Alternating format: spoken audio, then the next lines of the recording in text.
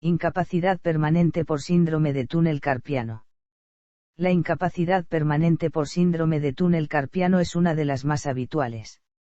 Esta enfermedad afecta directamente al nervio mediano, uno de los principales nervios de la mano, e indirectamente a los músculos. El dolor, la pérdida de sensibilidad, la falta de destreza y hormigueo, son algunas de las secuelas asociadas a esta enfermedad, reconocida además en el cuadro de enfermedades profesionales del sistema de la Seguridad Social. ¿En qué consiste la incapacidad por túnel carpiano? Es una de las bajas laborales más recurrentes entre oficios como administrativos, limpiadores, cadenas de montaje, camareros, peones agrícolas, personal de limpieza, etc.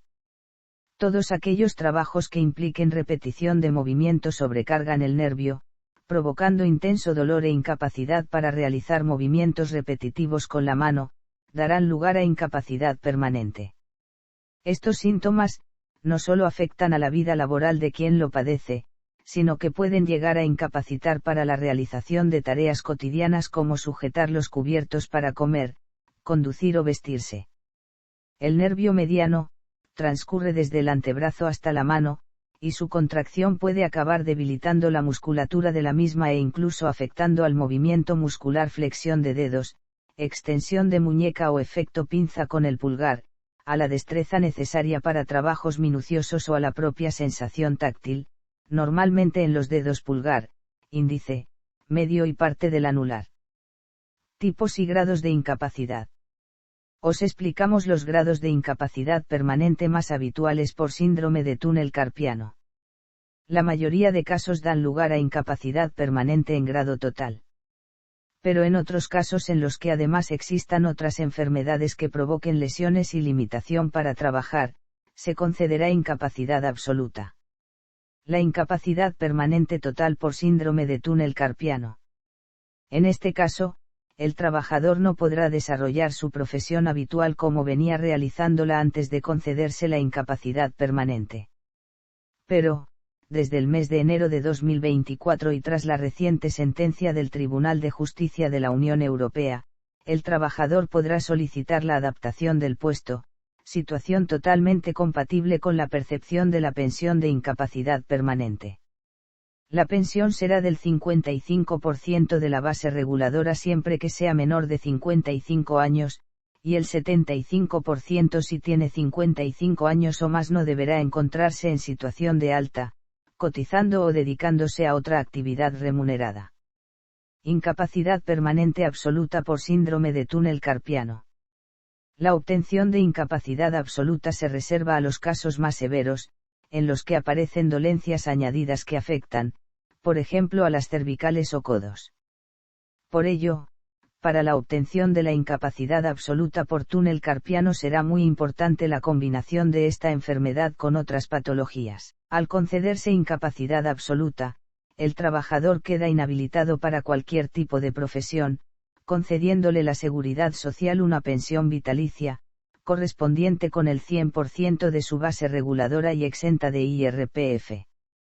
Existe la posibilidad de trabajar en centros especiales de empleo y compatibilizarlo con la incapacidad permanente absoluta. Para ello, se ha de tener el reconocimiento de un 33% de discapacidad, que se obtiene al concederse la propia incapacidad permanente absoluta. Además de informar a la Administración para examinar la compatibilidad. Discapacidad por síndrome de túnel carpiano. Se ha de tener claro que incapacidad no es sinónimo de discapacidad. La primera limita la actividad laboral y consiste en una pensión de invalidez. La discapacidad es una declaración que realiza la comunidad autónoma cuando el trabajador tiene severas dificultades para llevar a cabo su vida personal, familiar y laboral de forma autónoma. La discapacidad por túnel carpiano se concede si el trabajador padece una afectación moderada por túnel carpiano, pudiendo llegar a obtenerse un grado de discapacidad del 33%. Siendo hasta del 65% para los casos más graves, donde concurran otras patologías añadidas.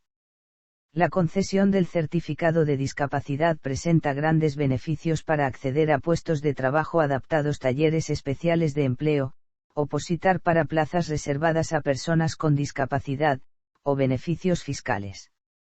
Pero no conlleva la concesión de pensión, a diferencia de las incapacidades permanentes. Excepcionalmente, cuando el porcentaje de discapacidad supera el 65%, podría corresponder una pensión no contributiva, siempre y cuando no se tenga derecho a incapacidad permanente y no se supere ciertos límites económicos. ¿Qué debo hacer para solicitar la incapacidad permanente? En primer lugar, debemos analizar la situación en la que se encuentra el trabajador. Es decir, si se encuentra en situación de baja médica o por el contrario está de alta médica y trabajando. La incapacidad permanente se debe solicitar durante la baja médica. El momento concreto de la solicitud habrá que decidirlo teniendo en cuenta la evolución de la enfermedad y el carácter crónico o no de esta. Hemos de señalar que para los supuestos de incapacidad total, si el trabajador es readaptado en otro puesto, no implica la pérdida de su pensión obtenida con motivo de la incapacidad permanente, por lo que percibiría su nómina junto con su pensión. En cuanto a la incapacidad permanente absoluta por síndrome de túnel carpiano, podemos afirmar que es menos común pero perfectamente reclamable, si estamos ante casos más graves.